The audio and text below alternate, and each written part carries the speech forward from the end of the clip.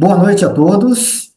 Meu nome é Maurício Putinato, eu sou o atual vice-presidente da ALEASP, Associação Leste dos Profissionais de Engenharia e Agronomia de São Paulo. Hoje nós vamos ter uma palestra muito importante, dinâmica e com um assunto bastante relevante. Essa palestra ela tem como tema o panorama da eletricidade no Brasil e no mundo e vai ser apresentada pelo meu amigo, engenheiro Roberto Watanabe. Lembro que essa palestra está sendo patrocinada pelo CREA, o Conselho Regional de Engenharia e Agronomia de São Paulo. O que faz o CREA São Paulo? O CREA São Paulo é o Conselho Regional de Engenharia e Agronomia do Estado de São Paulo, uma autarquia federal e o maior conselho profissional da América Latina, ao lado das instituições de ensino que capacitam e das entidades de classe que defendem os direitos trabalhistas e promovem ações de valorização. O papel do Conselho é registrar, habilitar e fiscalizar o exercício de profissionais da engenharia, agronomia e geociências no âmbito paulista. Com isso, o CREA São Paulo impede que leigos ou indivíduos não habilitados exerçam atividades exclusivas de profissionais da área tecnológica, garantindo a segurança de toda a sociedade. CREA São Paulo. Fiscalização. Boa para o profissional, essencial para a sociedade. O que é certidão de acervo técnico? Acervo técnico é o conjunto de atividades técnicas desenvolvidas ao longo da vida do profissional. O acervo pertence sempre e exclusivamente ao profissional que registrou a anotação de responsabilidade técnica, a ART. A certidão de acervo técnico, conhecida como CAT, é o documento que certifica as atividades registradas no acervo técnico e comprova a experiência do profissional ao longo do exercício de suas realizações. A CAT é imprescindível para a participação em licitações e concursos públicos nas áreas da engenharia, agronomia e geociências. A solicitação da certidão de acervo técnico é feita online. Consulte no site do CREA São Paulo os documentos necessários. CREA São Paulo. Fiscalização. Boa para o profissional, essencial para a sociedade. O que é o registro profissional? Engenheiros, agrônomos, geólogos, geógrafos, meteorologistas e tecnólogos em profissões da área tecnológica precisam estar registrados no CREA São Paulo para exercer suas atividades. O registro obrigatório por lei pode ser provisório para profissionais recém-formados e válido por 1 ano. Temporário para diplomados no exterior, que têm contrato por tempo determinado no Brasil, e definitivo para profissionais já diplomados. Para a emissão do registro é obrigatório que tanto a escola quanto o curso estejam cadastrados no CREA São Paulo. Sem a exigência do registro, qualquer um poderia executar obras e serviços que exigem autoconhecimento técnico, colocando a população em risco. CREA São Paulo. Fiscalização. Boa para o profissional, essencial para a sociedade. O que é a ART? A Anotação de Responsabilidade Técnica, ART, é um documento oficial emitido pelo CREA e indispensável para o exercício profissional da engenharia, agronomia e geociências. A ART certifica quem são os responsáveis pela execução de trabalhos das áreas tecnológicas. Para a segurança de todos, a ART garante que obras e projetos técnicos sejam conduzidos por profissionais habilitados. Além disso, a ART valoriza a atuação profissional, registra sua autoria, resguarda o contratante e o contratado e permite constituir o acervo técnico. Um histórico da atuação do profissional, que tem grande valor no mercado de trabalho. A ART é essencial para a segurança de todos, principalmente da sociedade. CREA São Paulo. Fiscalização. Boa para o profissional, essencial para a sociedade. O plenário e as 8 câmaras do CREA São Paulo. Vamos conhecer um pouco mais sobre a estrutura e o funcionamento do CREA São Paulo. O Conselho é um órgão colegiado formado por um plenário com mais de 250 conselheiros, representantes de entidades de classe, instituições de ensino e sindicatos registrados no CREA São Paulo. Os conselheiros dividem-se em 8 câmaras especializadas. Existe a Câmara Especializada de Agronomia, Engenharia Civil, Engenharia Elétrica, Engenharia Mecânica e metalúrgica, engenharia química, engenharia de agrimensura, engenharia de segurança do trabalho e geologia e engenharia de minas. Tanto as câmaras quanto o plenário reúnem-se mensalmente. Nessas reuniões é que os conselheiros julgam os diversos processos ligados à fiscalização, registro, atribuições profissionais, entre outros assuntos. Essa composição diversificada permite a ampla discussão do papel do Conselho em suas mais diferentes perspectivas. CREA São Paulo. Fiscalização. Boa para o profissional, essencial para a sociedade. Neste momento, eu passo a palavra para o meu amigo Roberto Watanabe para dar início à apresentação. Roberto, fique à vontade, que você precisar, dá um grito aqui, eu estou do seu lado aqui, estou acompanhando você no escurinho.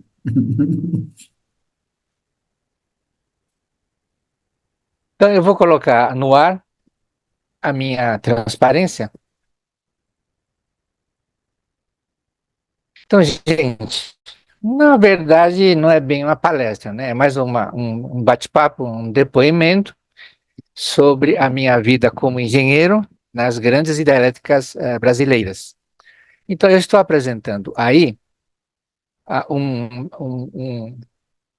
propondo, né, hoje, uma profunda reflexão sobre a importância da eletricidade em nossas vidas. E aí está um pequeno currículo meu, né? Eu me formei na Politécnica da Universidade de São Paulo no ano de 1972 e trabalhei no projeto da Rodovia dos Imigrantes, no Sistema Cantareira de Abastecimento de Água e também nas hidrelétricas, nas grandes hidrelétricas brasileiras, né? Jupiá, Ilha Solteira, Itaipu e Tucuruí. Também ministrei Engenharia de Segurança por 19 anos na Unicamp. Eu estou apresentando aí um QR Code porque eu tentei reduzir, compactar ao máximo a palestra de hoje para caber dentro dos parâmetros que o CREA exige de eu tentar fazer isso em menos de 1 hora. Mesmo assim, deu 180 slides. É muito slide. Então, eu coloquei tudo num PDF, salvei aí na nuvem, e tem aí o QR Code. Então, eu sugiro que vocês tirem, fotografem esse QR Code, dê um print screen nele, porque aí vocês podem baixar, fazer um download da apostila em PDF com todas as 183 transparências. Ao final da palestra, eu apresento o QR Code novamente. Então, se vocês não tiveram tempo de fotografar, fique à vontade, tá? Porque no final eu apresento novamente. Vamos lá.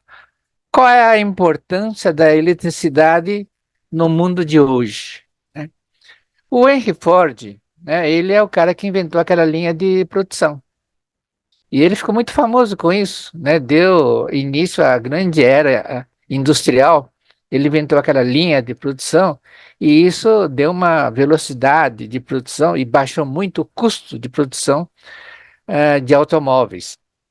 Agora, imagine se o Henry Ford estivesse vivo hoje, né? Naquela época, e vou voltar à transparência anterior, a linha de produção era totalmente operada por seres humanos. Tinha lá milhares de seres humanos, um apertando, colocando a roda, outro colocando o motor, outro colocando a porta.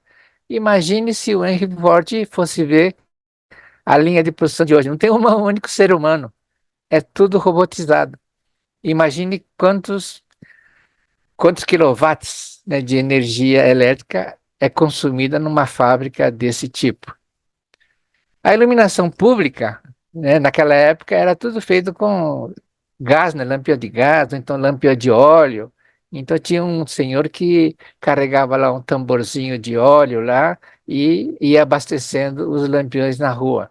Imagine se o Edison, o Thomas Edison, fosse vivo, ele olhasse, por exemplo, essa fotografia de Manhattan, com todo esse luminoso, são milhões de quilowatts de energia elétrica que está sendo gasto nesse local. Então, nesses poucos anos, né, em 50, 60 anos, houve assim uma mudança radical, né, uma mudança brutal no uso da eletricidade. No transporte público, você se lembra, muitos talvez, né, que tenham mais de 50, 60 anos de idade, vão se lembrar que a Mercedes-Benz lançou um ônibus chamado monobloco. Aquilo foi uma revolução, né? Esse ônibus Super B, monobloco da Mercedes, fez um sucesso muito grande no mundo todo. Quem é novo não faz ideia do que era um ônibus montado numa carroceria de caminhão e, de repente, a Mercedes inventou esse ônibus monobloco, que era suave, era próprio para transporte de pessoas. Hoje, os ônibus é tudo elétrico, mudou totalmente, né? E a linha de produção desses ônibus, né, que antigamente era tudo manual, né, quase artesanal, hoje é tudo robotizado, né? Na área de transporte sobre trilho, tinha aqueles bondes, né? Em São Paulo tinha o bonde sobre trilho, e hoje nós temos metrô aí para tudo quanto é lado, né? E na agricultura também, né? Antigamente nós tínhamos aqueles famosos boia fria, né? Para cortar cana, tinha milhares de pessoas que com o facão na mão ia cortando a cana. Hoje não tem mais nada disso, não existe mais boia fria aqui no Brasil, e os tratores, não tem nem tratorista. O trator anda sozinho no meio do canavial, né, movido pelo GPS, e ele vai colhendo lá e não perde um único pé de cana. Hoje é tudo é, é, é, automatizado assim, ó. Então, essa fotografia mostra o que tinha alguns anos atrás, não faz muito tempo, e do lado direito você tem o robotizado. Então, naquela época, você só podia colher 8 horas por dia. A produção brasileira funcionava 8 horas por dia, que era o horário que o boia-fria podia trabalhar. E à noite não era possível fazer colheita de cana. Então, a produção brasileira era limitada em 8 horas por dia. Vamos lá. Então, tem o QR Code, né, a importância da eletricidade. Henry Ford, que eu já comentei, o Thomas Edison, os ônibus, os trens, muito bem. E na área rural também, tá bom? Então, rapidamente, vocês devem conhecer, mas tem gente que não conhece.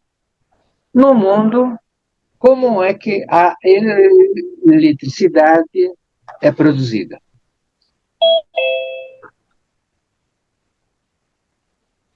O princípio básico, né, é a roda d'água. Então, você joga água lá, com o peso d'água, aquilo vai girando, e o eixo está ligado no gerador. Aí você tem, né, um esquema, depois vocês podem olhar no PDF. Essa é uma turbina que movimentada pelo vapor de água, né? Você esquenta a água gera vapor, e esse vapor, passando por essas pás malucas aí dessa turbina, ou então você tem a termoelétrica, né? Produz muito gás. Aí você queima carvão, óleo, petróleo, gás. Só que quando você queima alguma coisa, você produz muito gás do efeito estufa. E o carvão mineral, né, eles queimam muito na Inglaterra, por exemplo, não, eles não têm petróleo. Não tem hidrelétrica porque não tem rio lá no Reino Unido. Então eles queimam muito carvão. Aí você tem uma fotografia da usina de Westburton, que é uma das grandes usinas que tem lá em Londres, e olha o depósito de carvão, é enorme. Eles têm uma linha férrea que leva carvão dia e noite da mina de carvão mineral para a usina de Westburton. E aquilo queima, olha a linha aí, olha os vagões levando carvão para queimar lá em Westburton. Olha que beleza que é a usina de Westburton. Entendeu? Você não consegue enxergar, porque a fuligem é tão grande Fica o tempo todo assim, parece neblina, mas é fuligem isso. E na década de 40, começou a ter um negócio chamado fog, lá em Londres, que é a mistura dessa fuligem queimada lá em West Burton com a neblina. Então, quando você pega a fuligem, mistura com a neblina, vira o fog. Então, sessões lá da Assembleia, lá em Londres, tiveram que ser interrompidas por causa desse fog. Isso é coisa antiga, não tem jeito. Eu fui visitar uma mina de carvão lá em Criciúma, né, quase, aí o carro quebrou lá dentro, quase que a gente não consegue sair lá de dentro. Aí dá um esquema de como é que funciona. Aí você tem a usina nuclear, que é outra bomba, né? Usina nuclear, aí você tem aí a fotografia do Chernobyl, Fukushima, isso são bombas. E o grande problema, além de ser uma bomba, você não sabe o que faz com o rejeito, porque eles usam lá o combustível radioativo, seja tório, urânio, seja lá qual for, eles só usam no máximo até meia vida útil. E depois cai a potência e aí ele não consegue gerar. E aí esse rejeito, que vai durar 1000 anos, ninguém sabe o que faz com esses rejeitos de usina nuclear. Aí está um gráfico mostrando quem tem mais energia elétrica produzida em usina nuclear. A primeira é a França, Lituânia, Bélgica, e o Brasil está lá embaixo, né? Apenas 2% da energia elétrica brasileira é produzida em usinas nucleares. Então, a gente está livre desse perigo, dessa radioatividade. Então, eu fui visitar uma mina de carvão, né, para saber como é que é. Eu tive que ir até Criciúma. Aí o carro que levava a gente. Lá em Criciúma, a mina de carvão não é para baixo, é horizontal. Então, eles têm a serra lá, e você entra assim horizontalmente. E aí andamos lá uns 3 quilômetros, não, 5 quilômetros para dentro da mina. Aí o carro pifou. Aí eu falei, estamos F aqui dentro. Não tinha nem como entrar em contato, não tinha interfone, não tinha. Quase que a gente morre lá dentro. Muito bem, pode passar. Tá, pode passar, aí tem o esquema, né? Pode passar, vai em frente. Vai em frente, aí você tem a Angra dos Reis, tá? Pode passar. Aí você tem uma nuclear, aí você tem os rejeitos, aí você tem as doenças. Aí, bom, para aí. A energia da água, né? A água, ela possui dois tipos de energia. Uma é a energia potencial, quando está lá em cima, e a outra é a energia cinética. Então, quem anda de skate ou de patim sabe que lá em cima, quando está parado, você tem energia potencial. Aí, conforme você desce, a energia potencial vira energia cinética. Tem as duas formas de a gente tirar proveito dessa energia. Transformamos essa energia, ou potencial, ou cinética, em energia mecânica. E essa energia mecânica, pelo eixo, vai acionar o gerador que transforma em energia elétrica. Pode passar?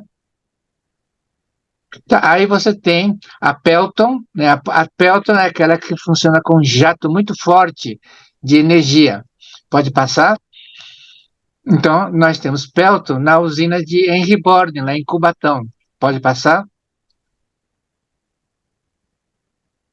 Tá vendo? Henry Borden, lá em Cubatão, ela usa essa turbina chamada Pelton, que se baseia num jato muito forte de água. Próximo. Tá, então eles pegam o rio Tietê, que tem uns míseros 500 metros cúbicos de água por segundo, e desvia o rio Tietê, sobe pelo rio Pinheiros, aí tem um reservatório lá que é a Billings, e de lá tem uma queda de 700 metros de energia que move essa turbina Pelton lá em Cubatão. Próximo. Aí está o Rio Pinheiro, antes de ser retificado, era um riozinho de nada, né? Hoje virou um canalzão. Próximo. Aí essa visita que eu organizo com empresário e tudo mais, querem conhecer uma usina hidrelétrica, a gente vai visitar em Ribord, que fica aqui pertinho, né? Próximo. Essa é a Kaplan, tá? A Kaplan, você pode ver que é ali no acoplamento da pá, é um negócio redondo, você pode girar a pá. Então, conforme a velocidade que você quer dar na Kaplan, em vez de mexer na vazão de água, você mexe na inclinação das pás. Então, próximo. Então, nós temos Kaplan lá em Jupiá. Jupiá, a turbina é Kaplan. Próximo. E a turbina que a gente mais usa é a turbina Francis, né? A turbina Francis, ela gira pelo peso da água, não é pela velocidade da água, não.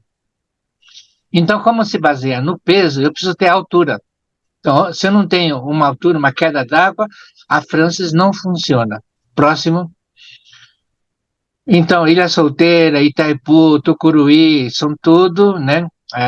Itaipu, que é a maior usina hidrelétrica do mundo, ela tem 20 turbinas Francis. Cada uma dessas turbinas, metade foram fabricadas na Rússia, metade no Japão. Cada uma dessas turbinas tem 20 metros de diâmetro. Olha aí na fotografia as pessoas embaixo da turbina Francis, lá de Itaipu. Um dia, só para contar a logística de como é que essas turbinas saíram da Rússia ou do Japão e foram transportadas até Itaipu, só isso já dá uma palestra. Próximo. Aí você tem uma visão de Itaipu, né, com os 20 condutores, aqui de fotografia aérea, aqueles condutores parecem uns tubinhos, né, parecem uns canos d'água. Próximo. Aí você tem a Três Gargantas, na China, que eles dizem que é a maior do mundo e coisa e tal, mas não é. Ela tem uma capacidade de geração de 26 milhões de quilowatts, Itaipu é só 14 milhões, a capacidade, mas até hoje a Três Gargantas não conseguiu ultrapassar os 14 milhões de quilowatts de Itaipu, porque não tem água no rio Yangtze. Lá tem chovido pouco, então eles inauguraram lá a maior usina, mas não conseguem produzir porque não tem água. Próximo. Só para você ter uma ideia, aí você tem o traçado do Rio Grande, né? Ele nasce lá em Itatiaia, lá em Resende, no Rio de Janeiro, tem 20 e tantas usinas aí em Minas Gerais, a usina de Furnas, a Marimbondo, Água Vermelha, aí o Rio Grande entra com forma o Paraná, aí no Paraná você tem Ilha Solteira, Jupiá, um monte de usina até chegar em Itaipu. Então Itaipu, além do seu próprio reservatório, eles têm mais 57 outras usinas montantes no Paranapanema, no Rio Paraná, no Rio Grande. Você tem mais 57 usinas com bastante água que pode movimentar as turbinas de Itaipu. Próximo. Então aí você tem um esqueminha, né, onde você tem as usinas todas do Rio Grande, desde a primeira lá em Resende, que é a Camargo, e assim por diante, até chegar lá em Itaipu. Então, se fosse uma única usina, teria quase 2 mil metros de queda d'água. Próximo. O mundo inteiro tem raiva de que a gente faz esse aproveitamento, a mesma água vai gerando numa usina, aí para na outra, gera mais eletricidade na outra usina e assim por diante. Aí tem uma fotografia minha na cota 60 dentro do reservatório. Hoje essa foto é totalmente inviável, porque acima desse ponto aí tem 100 metros de água. Próximo. Aí você tem uma fotografia mostrando um ônibus, né? Olha o tamanho do ônibus e olha o diâmetro. Aquele duto, né, que parece um cano de água, tem 10 metros de diâmetro. 10 metros de diâmetro. Você imagina quanta água passa por cada um desses 20 condutores de Itaipu. Próximo. Aí você tem Tucuruí, tá? Uma imagem geral mostrando a usina, a inclusa, a vila residencial e tudo mais. Depois no PDF vocês podem olhar com mais vagar os componentes da usina de Tucuruí, no rio Tocantins. Próximo. Aí a gente usa esses caminhos fora de estrada, né? Com essas rodas tem 3,5 metros de diâmetro. Próximo. Aí tem o vertedouro de Tucuruí, que é o maior do mundo, 110 mil metros cúbicos por segundo. Tá? Não tem nenhuma obra de controle de água no mundo com essa capacidade de controlar 110 mil metros cúbicos por segundo. Próximo.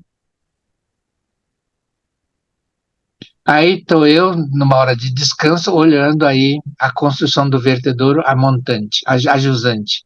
Próximo. Aí a linha de transmissão, nós construímos 1.300 quilômetros de linha de transmissão, de Tucuruí até Belém e de Tucuruí até Imperatriz no Maranhão. E aí, para fazer inspeção na construção dessa linha, a gente usava a aeronave. Próximo. Próximo. Ou helicóptero, né? O que eu andei de helicóptero é uma... E aí, voltando naquela ideia, né, da energia da água, ou a energia cinética, ou energia potencial. Próximo. Além da turbina Pelton, Kaplan e Francis, nós inventamos aqui a turbina bulbo. A turbina bulbo, ela não usa energia potencial, usa energia cinética. Então, eu não preciso ter queda d'água, tá? Então, não tem reservatório. Então, é só o fluxo da água, o rio passando, só a velocidade da água é que move essa turbina bulbo. Nós aperfeiçoamos a tecnologia de produção desse tipo de turbina. Próximo. E aí, essa usina de Santo Antônio, em Rondônia, ela também não tem reservatório. Tá vendo? A montanha de jusante, o rio tem a mesma largura. Não há necessidade de formar um reservatório, porque ele não precisa ter queda d'água para a turbina bulbo. Próximo. Ainda perto lá de Porto Velho, lá em Rondônia, você tem Giral, que é uma outra usina, são 3 milhões de quilowatts, 3 milhões e 700 milhões de quilowatts lá em Porto Velho, também não tem reservatório, é turbina bulbo. Próximo. E aí você tem Xingu. Xingu também, a turbina é bulbo, sabe? Não tem reservatório. O rio tem a mesma largura, a montanha é jusante, as turbinas bulbo funcionam pelo fluxo, pela velocidade da água. Próximo.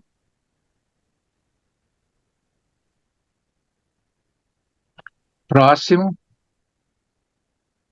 Então, o vento também tem muita energia, isso daí o mundo sabia, na época dos grandes descobrimentos, né? Aquelas caravelas navegavam o mundo inteiro pela força dos ventos, tá? Próximo. E aí o pessoal, sei lá, na Holanda,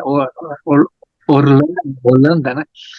E o pessoal chama isso de moinho, é ridículo, tá? Não existe moinho lá na Holanda. Isso daí é uma bomba d'água que pega a energia do vento e bombeia a água, porque lá todo o território holandês, ele fica ali a 30 metros abaixo do nível do mar. E eles foram conquistando, né, terras, secando o fundo do mar, e essas bombas, que o pessoal chama de moinho onde moe trigo, né, onde faz farinha. Eles não fazem farinha com isso. Então, essas bombas, movidas à energia eólica, é que fica bombeando a água. Próximo.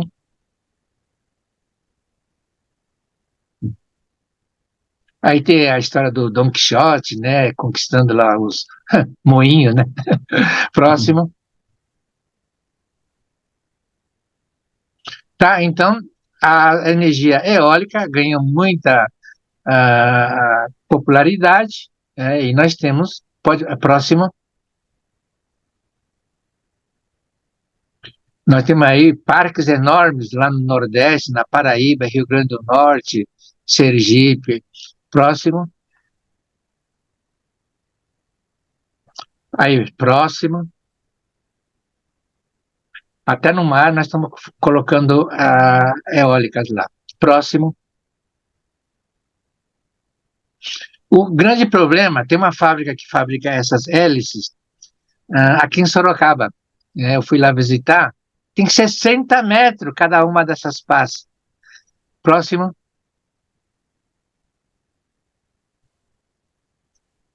Próximo. Olha a loucura que é Para fazer transportar aquilo, uma dessas hélices, tem 60 metros essa geringonça, e eles exportam para o mundo inteiro, porque essas hélices é fabricada, é fibra de vidro, né? E é fabricado com mão de obra, e não tem como balancear. Então, são 3 pás, e cada pá tem que ter o peso certinho para quando girar, né? Girar de uma forma equilibrada. Então, só a mão de obra brasileira que consegue fabricar essas pás e elas giram sem sair do eixo. Próximo. E aí tem a fotovoltaica também, tá? Próximo. A fotovoltaica vocês conhecem, né? Vem energia do sol, bate naquelas células fotovoltaicas e diretamente a energia do sol é transformada em eletricidade. Então, geralmente o pessoal coloca os painéis fotovoltaicos em cima do telhado. E aí você viu, está instalado em cima do telhado, aquilo tem que limpar semanalmente, porque é cocô de passarinho, de pombo, entendeu? Poeira que junta naquele negócio lá, e aí cai o rendimento da fotovoltaica, entendeu? Então os caras instalam um telhado e depois de 2 meses estão desistindo porque, tá vendo, não tem nem como subir no telhado para lavar aqueles painéis. É uma porcaria. Próximo.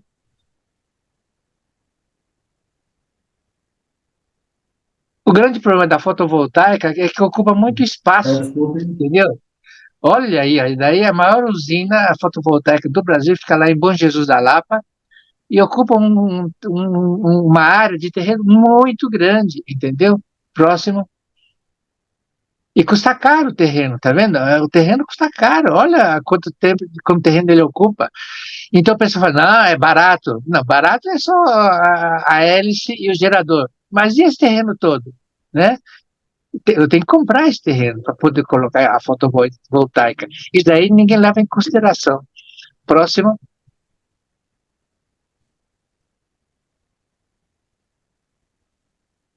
Tá vendo? Então tem cocô, poeira, e aquilo tem que lavar todo dia, toda semana. Próximo. Então eu fiz um site aí, tem o endereço do site aí, com ideia de colocar uma plataforma, né, com uma torneira de água, e eletricidade para você ligar uma VAP, e aí semanalmente você sobe, ela tem até um corrimão, um guarda-corpo e coisa e tal, para você subir lá e lavar os painéis, tá? Se não lavar os painéis, ele não funciona, cai muito rendimento. O próximo. Vamos lá. O que acontece no mundo com relação à eletricidade? Próximo. Aí eu tenho um quadro que vocês podem olhar, depois volta.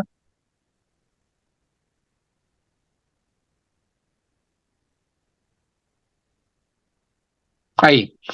Aí tem um quadro depois no PDF que vocês vão baixar com qualquer coisa, vocês vão poder olhar. Vocês podem ver que o mundo, né, nos Estados Unidos, você vê, ó, 39% é petróleo. No Reino Unido, 40%, 49% é carvão. Na Alemanha, 31% é carvão também, e tem muita nuclear, 14% é nuclear. Na França, 74% da eletricidade na França é produzida por usina nuclear, porque lá não tem carvão, não tem rio com grandes quedas, tá? Então, e no Brasil, né, 83 está na parte de baixo, 83% é hidrelétrica. Próximo, depois vocês podem examinar melhor. Aí eu tenho aí um resuminho, né? Na Alemanha, vocês podem ver que é tudo cor de laranja, que é carvão. Na França é tudo violeta aí, é nuclear.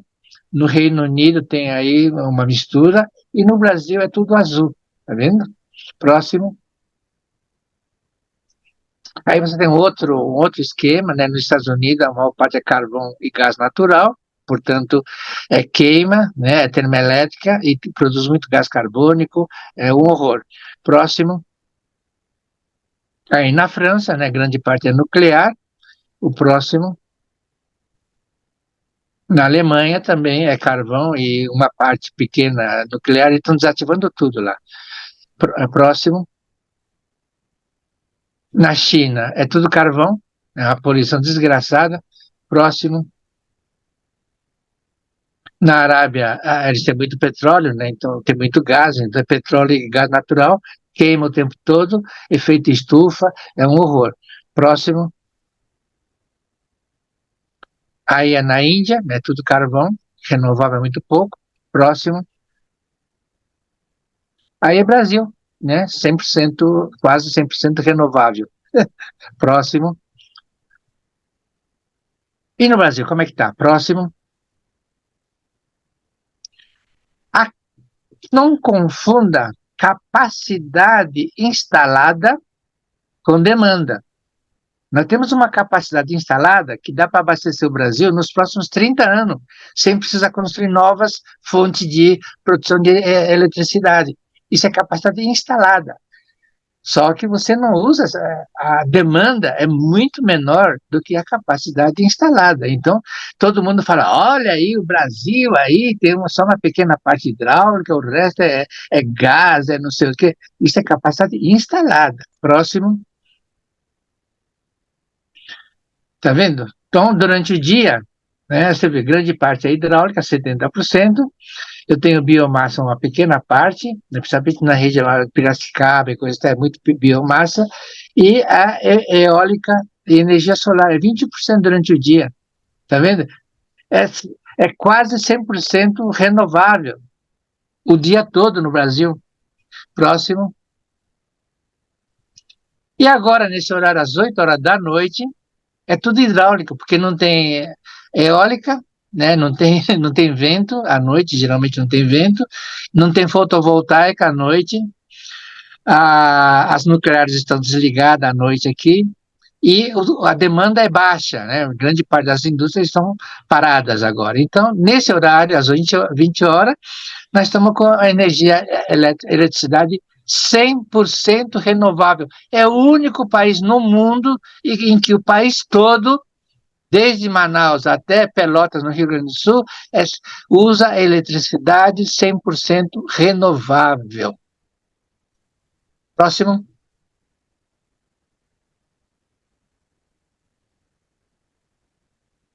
Tá vendo? Então, como a água, ninguém compra água para gerar eletricidade. Lá em Itaipu, a água, ninguém compra a água cai do céu, vem sozinho pelos rios.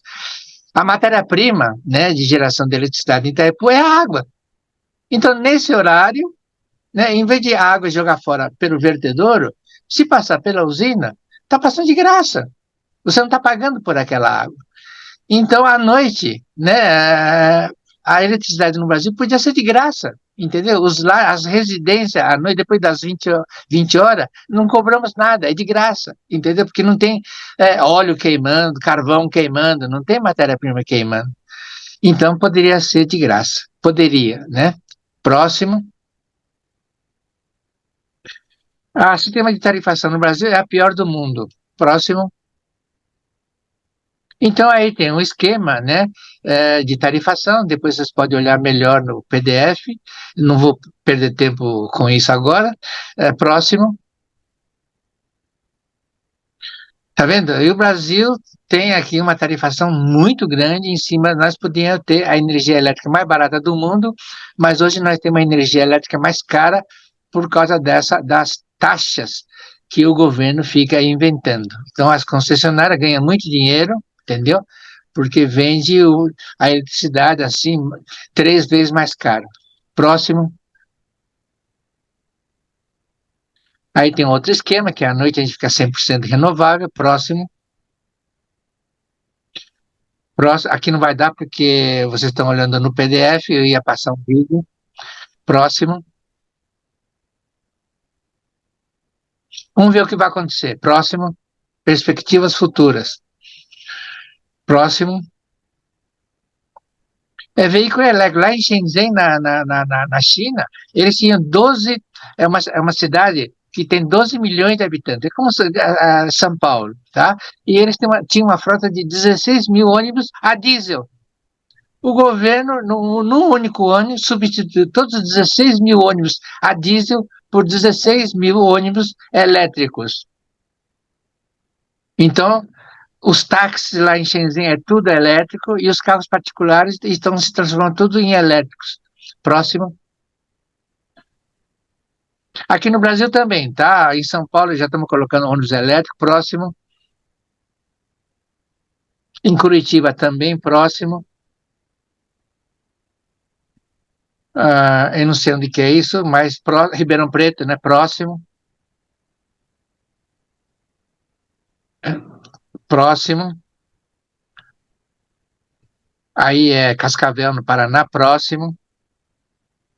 Niterói, próximo. Campinas também, próximo. Salvador também, próximo. Bom, tá todo mundo trocando os ônibus urbanos, tudo por ônibus elétricos, tá? Não tem volta esse negócio aí. Próximo. Então, os tratores, como eu já comentei no começo, tá virando tudo elétrico também, não é motor diesel, é motor elétrico. Próximo. O interessante desses tratorzinhos, sabe aquele aspirador de pó que anda sozinho dentro de casa, né? Ele vai aspirando, anda sozinho dentro de casa, vai aspirando, né? Aí quando a bateria fica fraca, ele pega, vai até a tomada, ele se liga na tomada, se carrega e depois de carregado ele volta onde ele parou de aspirar. O trator, lá no interior, é a mesma coisa. Ele vai colhendo a cana, colhendo o trigo, colhendo arroz, ou a soja lá no Mato Grosso, e aí quando a carga da bateria ficou baixa, ele para, vai até o ponto de carregamento, se liga na tomada, carrega a bateria e depois ele volta onde ele parou para a colheita lá da soja. Próximo. Aí ainda é a tuba, né? Toda a frota de caminhão de coleta de lixo é tudo elétrico, tá? Não é mais caminhão diesel. Próximo. Aí tem muito poço, né? Em Pernambuco tem. Próximo. A Porto Seguro, a frota da Porto Seguro está sendo tudo transformado em carros elétricos. Próximo.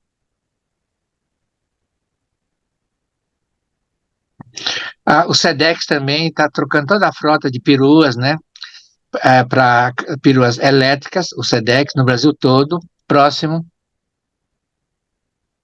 O Mercado Livre também, tá? Todas as peruas estão substituindo tudo por carro elétrico. Próximo. E os shopping, supermercado, todos eles já têm lá um lugar, uma vaga para carro elétrico. Próximo. E os apartamentos também. Hoje, aqui em São Paulo, ninguém consegue vender apartamento que não tenha vaga ou ponto de carga de eletricidade para carro elétrico. Próximo. Para fazer garagem, estacionamento lá, também o teto lá, a cobertura é com painel fotovoltaico. Próximo. E aí nós temos um paradoxo, né? Então, próximo. Na, tá vendo? Então, por exemplo, lá na Inglaterra, eles estão substituindo por ônibus elétrico, lá na Inglaterra. Só que essa eletricidade é produzida lá em Westport, então eles têm que queimar mais carvão. Então, ao invés do ônibus poluir na cidade, a Westport, lá no campo, está poluindo mais ainda, porque a única forma de produzir eletricidade lá é queimando carvão. Agora, no Brasil, né, quando você substitui o ônibus diesel, que está poluindo no meio da cidade, por ônibus elétrico, essa eletricidade é produzida, por exemplo, em Itaipu, que usa água, né, como matéria-prima. Então, efetivamente, né, o carro elétrico no Brasil ajuda a despoluir o meio ambiente. Na Inglaterra, nos Estados Unidos, onde é tudo termoelétrica, o carro elétrico não ajuda em nada. Por isso que eles não falam muito, não incentivam muito a trocar para o carro elétrico, porque, na verdade, não resolve o problema da poluição do meio ambiente. né? Próximo.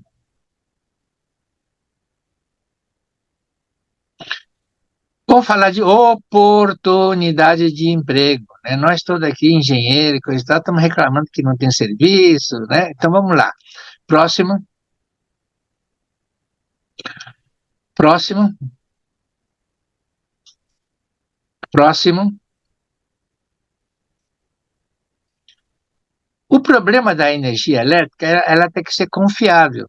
Infelizmente, aqui em São Paulo, né, contratar uma porcaria de uma empresa que nunca distribui energia elétrica, cai uma árvore e para durante 10 dias.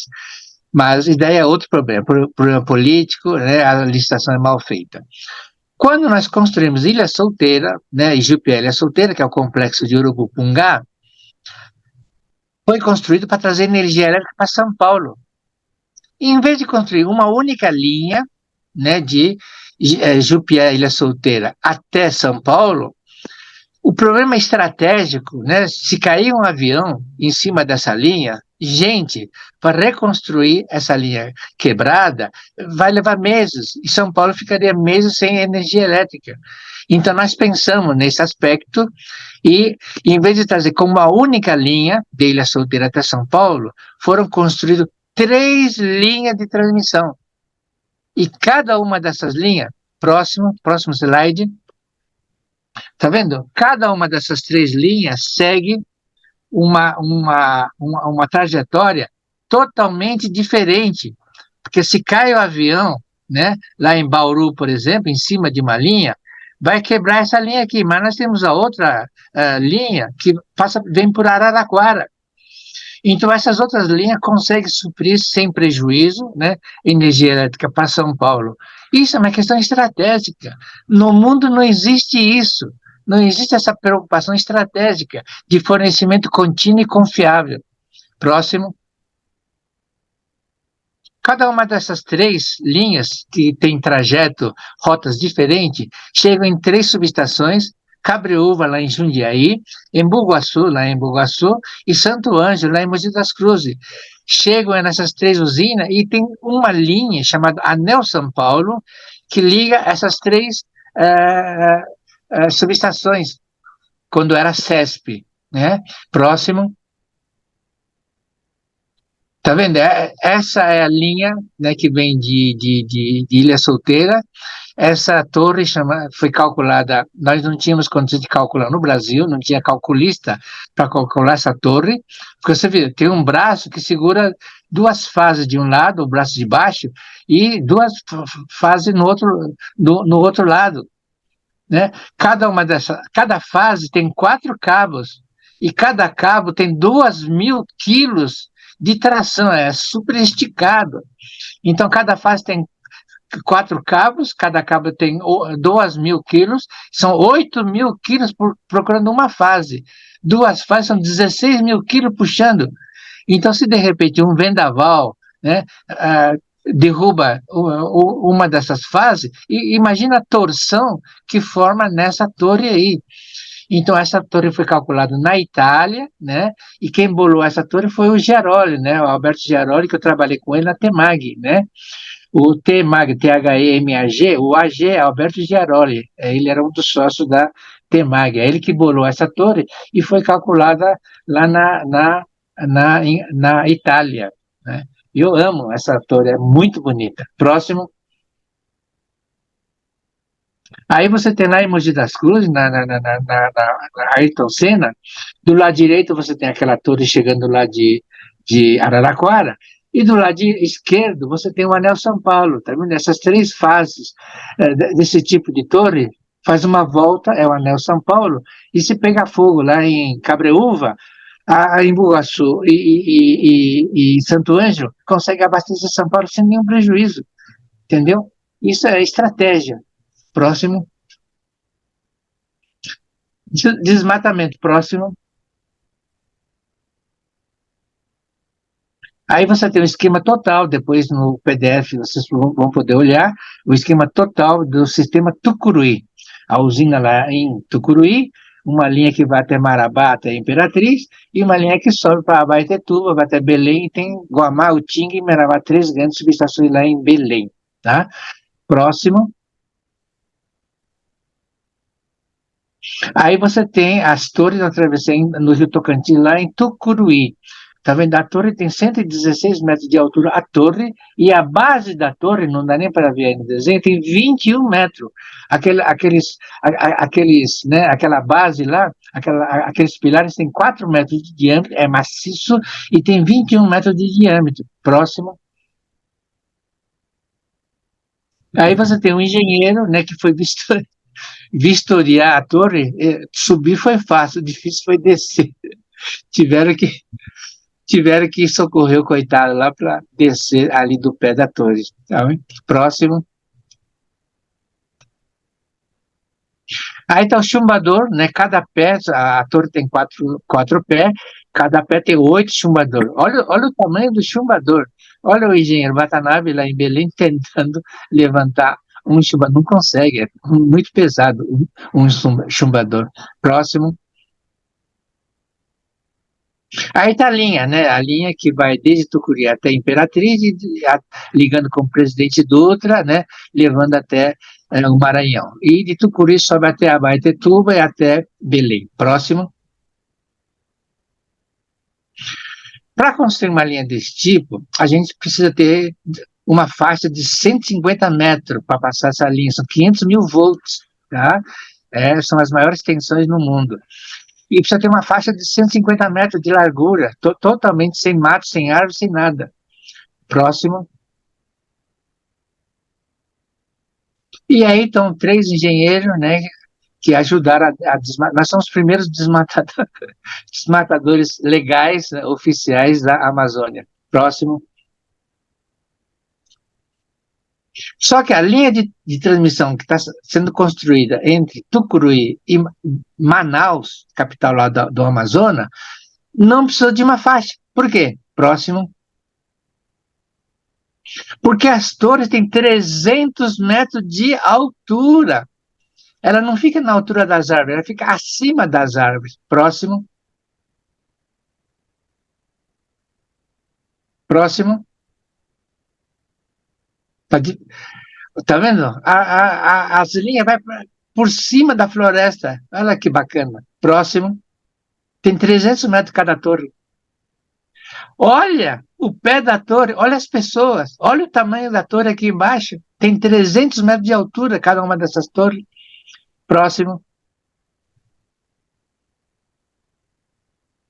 Para vocês terem uma ideia, eu coloquei uma fotografia, o pé da torre de 300 metros, a Torre Eiffel também tem 300 metros de altura. Olha só, cada torre da linha de transmissão entre Tucuruí e Manaus é uma Torre Eiffel. Né? A França tem uma torre, e nós temos não sei quantas torres de Tucuruí até Manaus, atravessando lá o rio Amazonas. Próximo. Muito bem, aí está o traçado, depois vocês podem ver com mais detalhe. Próximo. Vamos correr que já é 8h20. Corrente contínua, tá? Então, a corrente alternada, quando a gente transmite corrente alternada, tem um fenômeno chamado reatância. Um dia eu explico o que é esse fenômeno da reatância, e a gente perde 30%, 40%, 50% da energia, a gente acaba perdendo por reatância ao longo da linha, quando é a corrente alternada. E quando é corrente contínua, não há perda. Próximo. E o Brasil, né, quando nós construímos Itaipu, a teoria, os acadêmicos diziam que a corrente contínua, ela não tem perdas na transmissão. E aí a Furnas, né, a Companhia Binacional de Itaipu, resolveu construir uma linha experimental de corrente contínua desde Itaipu até São Roque. Aí fez uma linha, né, de 600 mil volts, de 800 quilômetros, né, e a corrente contínua só tem 2 cabos, duas fases, tá vendo? Aí só tem duas fases, olha que bacana. Próximo, é mais barato, né? Aí estão as 2 linhas, né? Uma de Itaipu até Ibiúna, né, com 810 quilômetros, e a outra de Itaipu até Tijuco Preto, lá em Mogi das Cruzes, em corrente contínua. Isso foram 2 linhas experimentais, porque ninguém sabia como controlar, isolador, isolamento, sabe, a cadeia de isoladores, o mundo não sabia o que precisaria fazer para fazer uma linha de 600 mil volts em corrente contínua. Então foi uma linha experimental, foi uma escola, um laboratório, aprendemos bastante e aperfeiçoamos a transmissão em corrente contínua. O Brasil é o único país no mundo que domina a tecnologia de transmissão de energia em corrente contínua no mundo. Pronto? Próximo. Olha aí, tá vendo? Só tem duas fases. Próximo. Sim, vamos falar do Sistema Interligado Nacional. Próximo. O Brasil é o único país no mundo que tem dois regimes pluviais. Então, quando é verão aqui, é inverno lá em cima. Então, quando chove aqui, não chove lá. E quando chove lá, não chove aqui, entendeu? É o único país. Então, como nós construímos quatro usinas grandes, né? Jirau, Santo Antônio, Belo Monte e Tucuruí, todos na Amazônia, quando não está chovendo aqui, essas quatro chovem bastante lá em cima, entendeu? Então, você viu, esse ano está chovendo horrores aqui, e lá em cima, os navios estão todos encalhando lá porque não tem água. Próximo. E aí, logo nós temos o Brasil, é o maior parque de eólicas do mundo, que começa lá no Maranhão, passa por Piauí, Ceará, Rio Grande do Norte, Paraíba, Pernambuco, Alagoas, Sergipe, até Bahia, até norte de Minas Gerais. É tudo isso, litoral, é tudo recheado de usina, de aquelas torres eólicas. Então, é o maior parque de eólica no mundo. Só que o Nordeste não tem indústria. No Nordeste não tem indústria para consumir essa energia toda. Então, o que acontece? Eles juntam todas as eólicas daquela parte lá do Rio Grande do Norte, Ceará, Piauí, e tem uma linha levando até Presidente Dutra. E aqui embaixo, né, Pernambuco, Alagoas, Bahia, também outra linha que passa ali e vai até Presidente Dutra também. De Presidente Dutra tem uma linha que vai até Imperatriz, e Imperatriz tem uma linha que eu ajudei a construir até Marabá, de Marabá tem outra linha que eu ajudei a construir até Tucuruí, e de Tucuruí tem uma linha que liga até Belo Monte, e de Belo Monte tem duas linhas em corrente contínua. Próximo slide. Tá vendo? Então, lá de Belo Monte tem uma corrente contínua de 2.000 quilômetros, em 800 mil volts, 800 quilovolts, até Estreito, em Minas Gerais, lá em Furnas. E a outra linha sai lá do Belo Monte, vem até Paracambi, né, em corrente contínua, 800 mil volts, de 2.500 quilômetros, direto. Não tem nenhuma derivação no meio do caminho. E de Giral Santo Antônio, lá em Porto Velho, tem uma linha de transmissão de 800 mil volts em corrente contínua também, de 2.300 quilômetros, até Araraquara. Araraquara, no estado de São Paulo. Próximo. Paracambi e Araraquara. Guarde esse nome. Então, eu fiz uma palestra para o pessoal lá de Caxias do Sul, dizendo, tá vendo, nesse horário que foi na hora do almoço, o pessoal lá, você tem lá a Randon, Marco Polo, a Facchini, e tem as grandes indústrias, né, metalúrgicas, estão lá em Caxias do Sul, lá no Rio Grande do Sul. Então, em pleno meio-dia, a energia eólica lá da Paraíba é transmitida via Sistema Interligado Nacional até Caxias do Sul. Então, lá em Caxias do Sul, eles usam energia elétrica vindo lá da Paraíba. Próximo. E aí você tem um desenho mostrando todo o Sistema Interligado Nacional. Depois no PDF, que vocês vão baixar com o QR Code, vocês poderão ver os valores, os quilowatts, etc., por onde caminha para chegar aqui. Mas para onde que vai toda essa energia? Próximo. Próximo. Um dia eu estava indo para Sorocaba, e lá na Santos Dumont, aquela rodovia que liga Campinas até Sorocaba, eu vi uma torre, e essa torre, pela cadeia de isolador, é uma torre de 500 kV, eu conheço isso. Eu falei, peraí, o que é esse treco aqui? 500 kV aqui em Campinas? Não é possível. Aí eu desci, né, parei o carro, fui ali perto, olha a placa, próximo.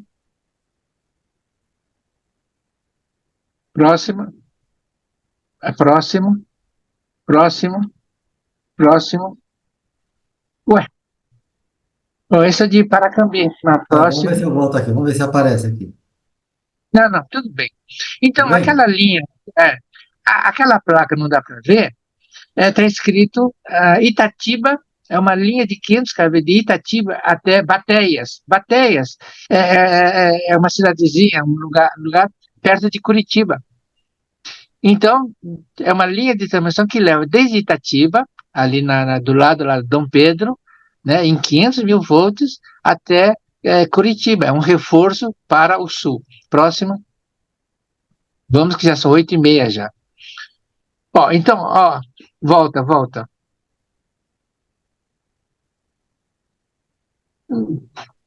Avança. Aí, para nesse. Ó, guarde bem e depois no PDF vocês vão poder olhar que isso daí é entre a região de Ribeirão Preto, Araraquara, São Carlos, né? Tem um polo, ele chama de Vale do Silício, lá em São Carlos, Sorocaba, que tem um parque industrial violento, aquelas pás eólicas fabricadas em Sorocaba, tá vendo? E aí você tem a região de São Paulo, Guarulhos, Osasco, é uma região industrial, aí você vai para Jacareí, São José dos Campos, Taubaté, Lorena, Resende, Volta Redonda, Barra Mansa, até Duque de Caxias, que é o grande parque industrial do Rio de Janeiro. Guarde bem esse mapa. Desde Araraquara, São Carlos, até Duque de Caxias, no Rio de Janeiro, toda essa região vai ser uma única região industrial, vai ser o maior parque industrial do mundo. Tudo que o mundo vai construir, que é industrializado, vai sair dessa região. Próximo. Aí a viabilidade de Xingu, questão de ambiental, está tudo aí nesse relatório. Próximo. Aí é a IBAMA autorizando. Está vendo? São duas fases, 2 cabos só. Próximo. Ó, vai por cima da floresta, não tem desmatamento. Próximo. Ó, essa é o que chama-se Terminal Rio. Então, é aquela linha que vem do Xingu, lá de Belo Monte, vem direto, 2.500 quilômetros, até Paracambi. Paracambi é uma cidadezinha que fica entre a zona industrial do Rio de Janeiro, que é Duque de Caxias, Belford Roxo, coisa e tal, e Volta Redonda, Barra Mansa e Resende. Então, essa energia que vem lá de Belo Monte, que não é só de Belo Monte, né? Vocês viram que toda a eólica é concentrada lá em Belo Monte e vem por essa linha de corrente contínua até direto para Paracambi. Tá vendo? Então, nós temos energia elétrica nos próximos 30 anos, à vontade, e é tudo 100% renovável. Próximo.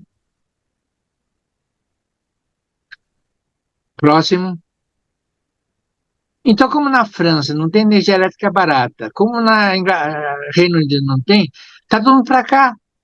Então, a Renault, a Peugeot, a Citroën, que são as grandes fábricas de carros francesa, fecharam todas as fábricas na França. A Renault, a Peugeot, a Citroën.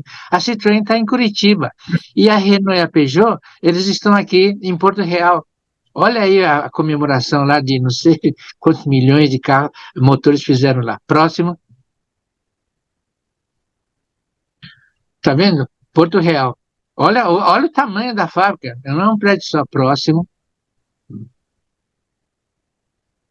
Olha a Peugeot. 2 milhões de motores, 2 milhões de fabricados ali em Porto Real, do lado de Resende. Próximo. A Chery, que é um grande fabricante chinês, construiu uma fábrica de 400 mil metros quadrados em Jacareí, no Vale do Paraíba. Próximo. Olha a fábrica, não é um prédio só, é um complexo industrial. Próximo. Essa é a Nissan. Olha a fábrica que a Nissan fez em Resende, meu amigo. A Nissan é um dos maiores fabricantes de carro no mundo. Próximo. Isso é Resende, tá? Próximo. E a Nissan trouxe uma prensa, gente, uma prensa de... Não, volta, Maurício.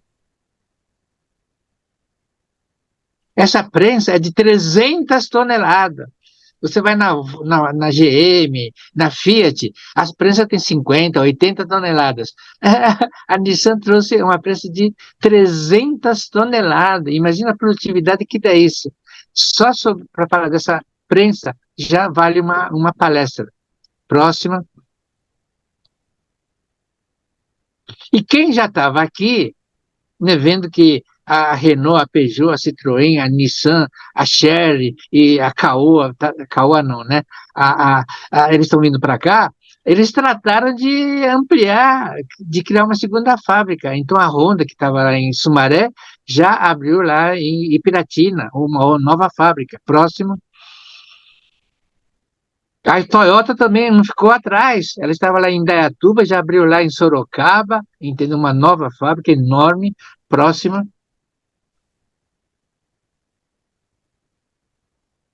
E a Hyundai, que se instalou lá em Goiás, no lugar no meio do mar que não tem fábrica de nada, já se arrependeu e construiu uma nova fábrica em Piracicaba, aqui onde tem energia elétrica abundante, a Hyundai, que é a coreana. Pronto, próximo.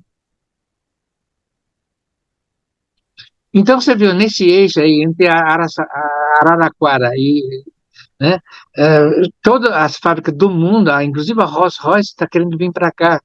É o fabricante, todos os aviões a jato usam turbina Rolls-Royce. Próximo.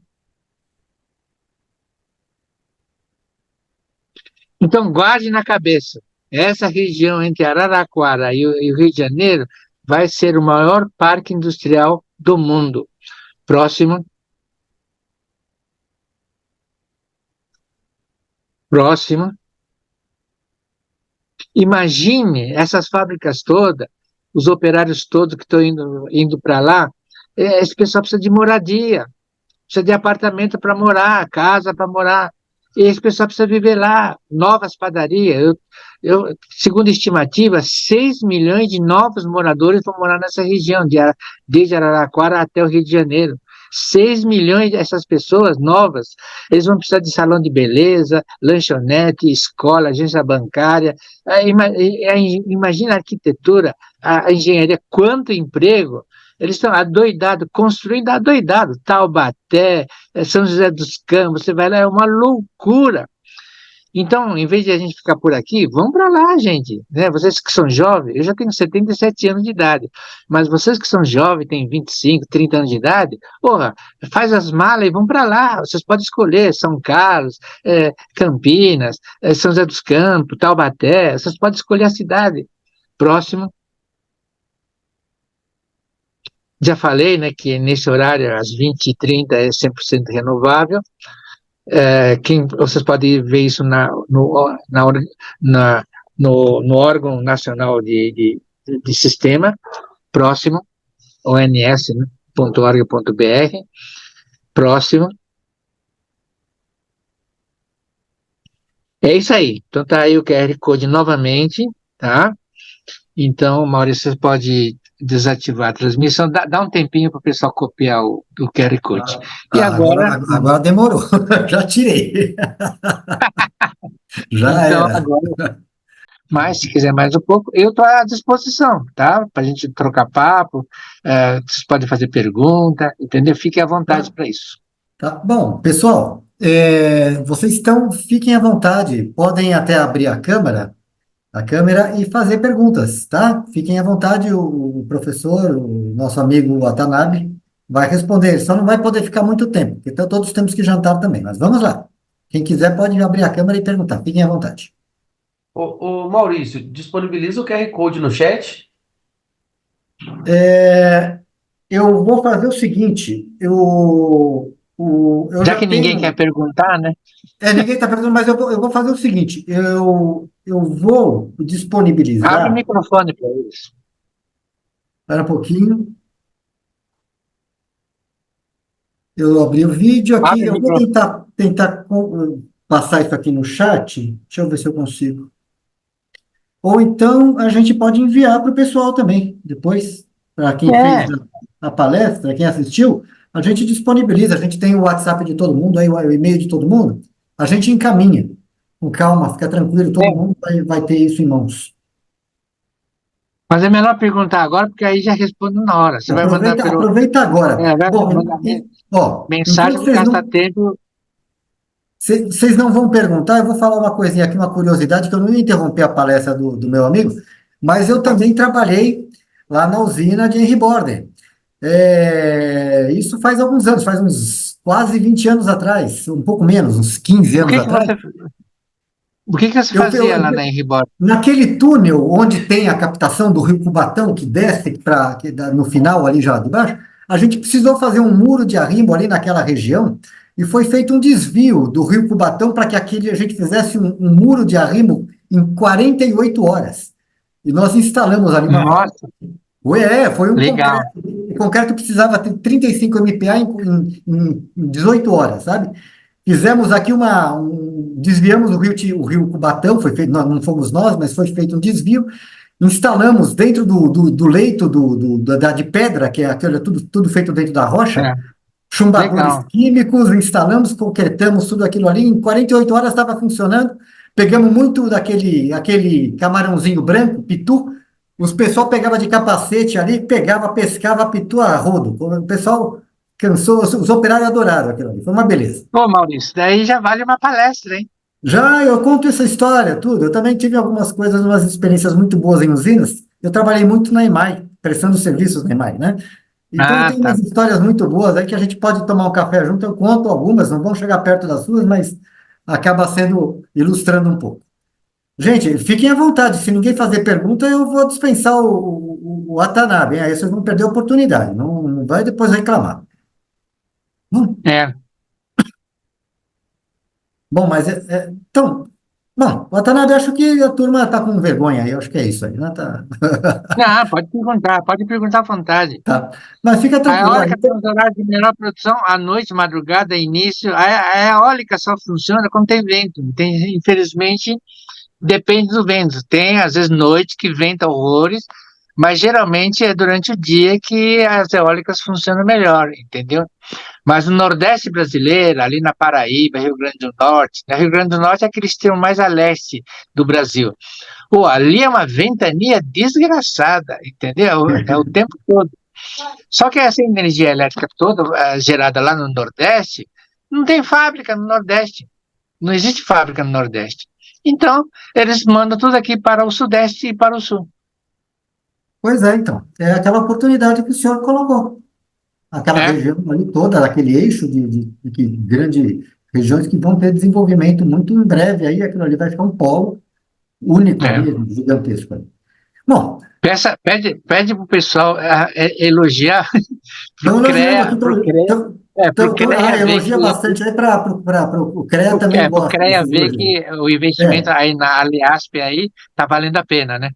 eu estou vendo aqui, olha, eu estou colocando aqui, o pessoal tem muitos, vamos chamar assim, comentários aqui, né? Ótima palestra, gostaria de saber se é possível obter um certificado de horas complementares referendo à palestra. Provavelmente isso aí é estagiário, viu? A gente está precisando, que a hora a gente pode dar um certificado, sim, não há problema não. É a Beatriz que está perguntando. Palestra É. sensacional, a Lilian, o Wilson, parabéns pela palestra, agradecendo. O Joel tem um comentário, ele falou que a energia eólica tem os horários de melhor produção à noite, madrugada e no início da manhã, acho que deu uma apagada aqui, complementando a fotovoltaica, que é somente durante o dia. Um comentário do Joel, nosso amigo também, que é engenheiro eletricista. Tem uma coisa, tem uma coisa que muitos não sabem, como é que funciona esse sistema interligado nacional. Vou dar um exemplo só para o pessoal tentar, só para ativar o raciocínio do pessoal. Vamos supor que o Maurício tem um sítiozinho em Arujá, aqui na Grande São Paulo. E nesse sítiozinho ele tem um motor lá de 10 cavalos, 10 HP. Então, o sistema elétrico, né, nem todo mundo sabe, é um sistema equilibrado. O que o gerador produz tem que ser consumido. E o que você vai consumir tem que ser gerado. Então, se a geladeira tenta consumir e não está sendo gerado, você queima a geladeira. Agora, se você gera mais e não tem geladeira para consumir, você queima o gerador. Porque o gerador elétrico e o motor elétrico é a mesma máquina. No gerador você entra com energia mecânica e sai energia elétrica. E no motor você entra com energia elétrica e sai energia mecânica. É a mesma máquina, tem um enrolamento, né? É só virar ao contrário. É. Só que esses dois, o gerador e o motor da geladeira, tem que funcionar de uma forma sincronizada. Então, se você ligou um motor de 10 HP lá em Arujá, tem que ter um gerador gerando 10 HP, exatamente 10 HP. Como é que funciona isso? O sistema tem um computador que em apenas um quarto de onda, quando você liga aquele motor de 10 HP, na subestação lá em Arujá, tem um computador que é apenas um quarto dessa onda. Lembra, a onda oscila 60 vezes por segundo. E em apenas um quarto de onda, ele já percebe que alguém ligou 10 HP. E aí ele manda um sinal, quando era CESP, mandava um sinal para Cabreúva, o centro nervoso ficava em Cabreúva. Manda um sinal e fala assim, estou precisando de 10 HP a mais. Acabaram de ligar o motor. E aí, a CESP tinha 47 usinas, Marimbondo, 47 usinas, eu estou falando década de 70. E aí, tinha uma rede de telemetria, que a cada 90 segundos dizia para cada uma dessas 47 usinas qual é a quantidade de água, se estava chovendo, qual a velocidade do vento, todas essas informações era passado nesse computador em Cabreúva. E aí o computador falou assim, bom, eu preciso gerar 10 cavalos. Ah, mas lá em Jupiá tem pouca água, então não dá para, se eu gerar lá, vou gastar água, e aí não vai ter água para abastecer lá a cidade lá, Três Lagoas. Ah, mas lá em Marimbondo tem bastante água. Bom, então esses 10 HP eu vou gerar lá em Marimbondo. Então o computador em Cabreúva tomava essa decisão e um quarto de onda, quer dizer, aquela onda é 60 ciclos por segundo. E um quarto de onda tomava essa decisão. Uma vez eu estava lá em Ilha Solteira, na casa de força, e de repente a comporta começou a mexer. Eu falei, gente, o que aconteceu? Será que eu encostei alguma alavanca? Porque eu sou meio italiano, né? Falo balançando as mãos. Eu falei, não, Ataná, fica tranquilo. Veio ordem de Cabreúva de abrir mais a comporta, passar mais água, e mais água gerar mais eletricidade. Então, esse é o Sistema Interligado Nacional, o computador. E como é que o computador lá de Arujá, da subestação lá em Arujá, manda o sinal para Cabreúva, e como é que Cabreúva manda um sinal para Ilha Solteira, mandando abrir a comporta para passar mais água? Vamos ver se vocês, que são inteligentes, sabem. Vai por telefone? Vai por onda de rádio? Eu não arrisco em saber. Vai pelo satélite? Como é que é essa onda? Não deve ser por telégrafo, né? Como é que vai? Vou dar alguns segundos para o pessoal pensar. Vai por onda de rádio? Vai pela internet? Vai por telefonia? Como é que Arujá manda o sinal para Cabreúva e como é que Cabreúva manda o sinal para Ilha Solteira para abrir mais a comporta? Deve ser alguma coisa muito simples e que mas eu não tenho ideia do que seja. Não deve ser uma tecnologia moderna, deve ser uma coisa muito rudimentar e que funciona. Foi desenvolvido no Brasil na década de 70 pela CESP, a Companhia Energética de São Paulo. Aquela linha de transmissão que vem de Ilha Solteira e traz para São Paulo em 460 mil volts, 60 Hz, aquela mesma linha é usada para mandar o sinal, que é modulado, em alta frequência, de Cabreúva para Ilha Solteira. Então, naquele cabo de alumínio de 600 MCM, tem energia caminhando num sentido e tem comunicação caminhando no outro sentido, na mesma linha. Watanabe, o Joel aqui, ele colocou aqui PLC. Eu não sei o que seria. Que é Eu ia fazer uma pergunta, pode ser? Pode fazer.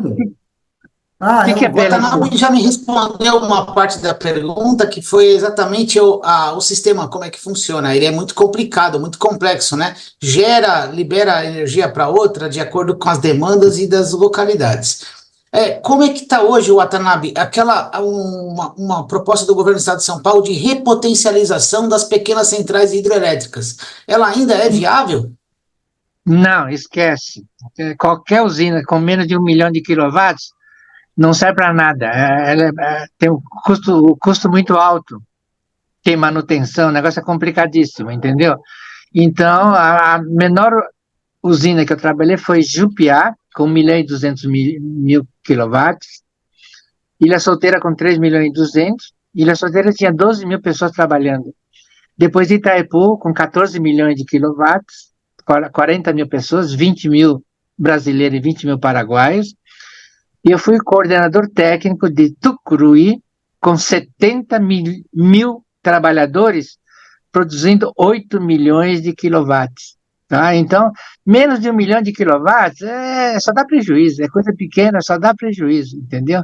É querer fazer uma Então, hoje em mudança dia aí não. de uma indústria tudo com Fiorina, então vamos mudar vamos pegar uma frota de Fiorina e mudar a fábrica para outro lugar, não dá, tem que ter caminhão grande e tudo mais, então qualquer usina melhor que 1 milhão de quilowatts não serve para nada, só dá trabalho de manutenção, custa caro para chuva. Ok, muito obrigado. Perfeito.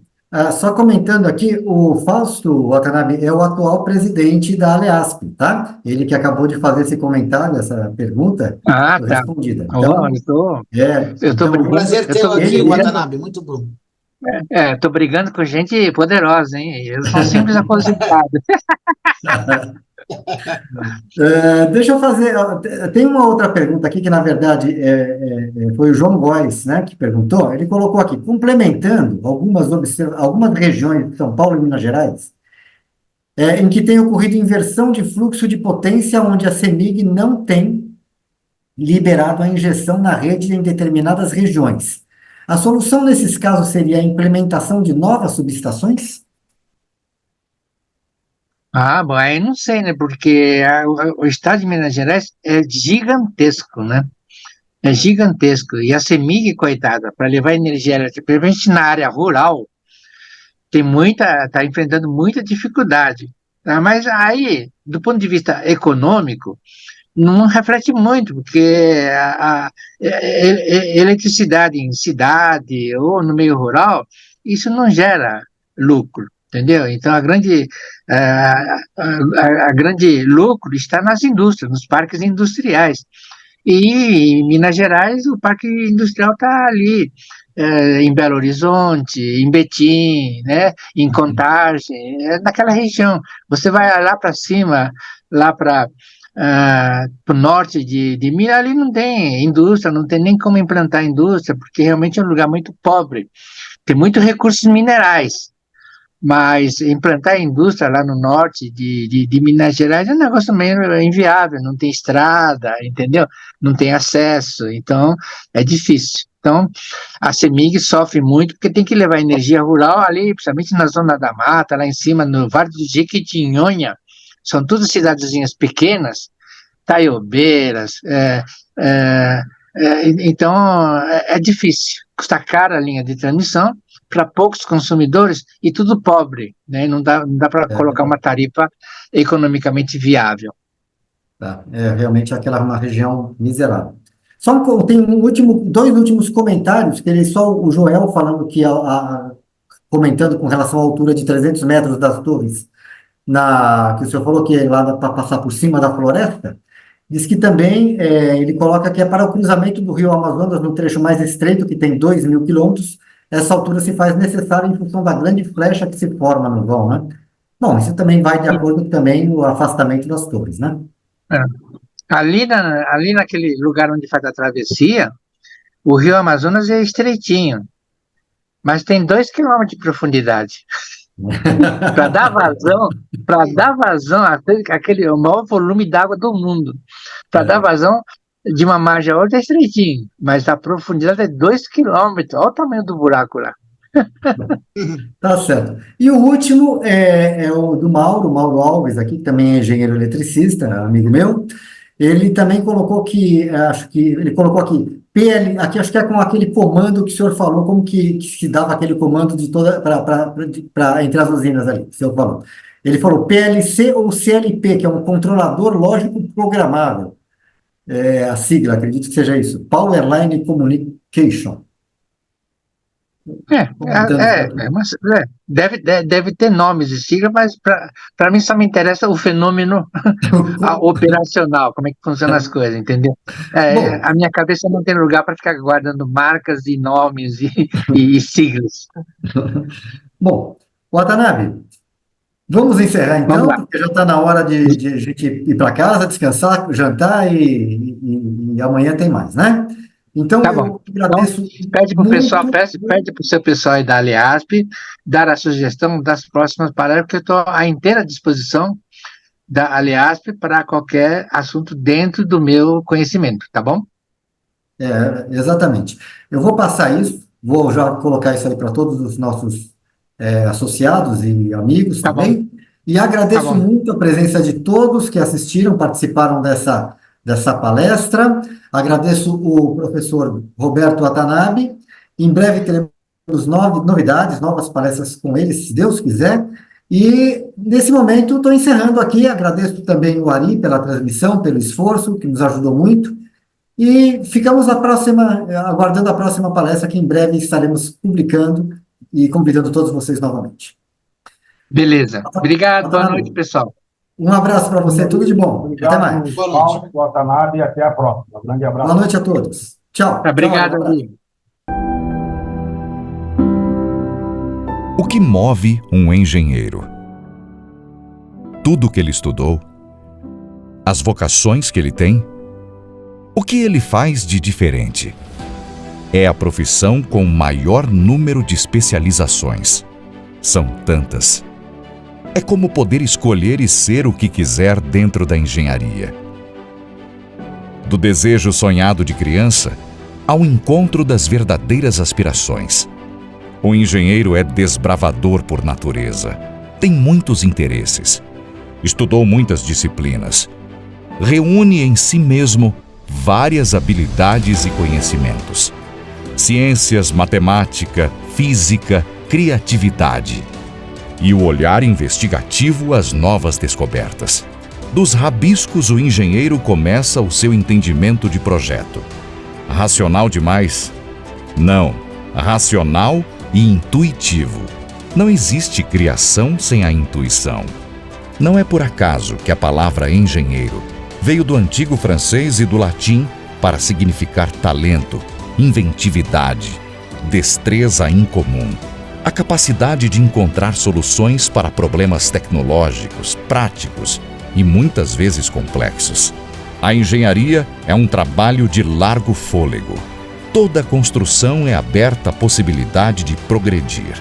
Na química, na energia, na infraestrutura, na produção das indústrias, na agronomia, nas geociências, nos alimentos, em todos os campos úteis à sociedade. A engenharia está em quase tudo que você imaginar. Tem sempre um engenheiro fazendo mais por você. CREA São Paulo,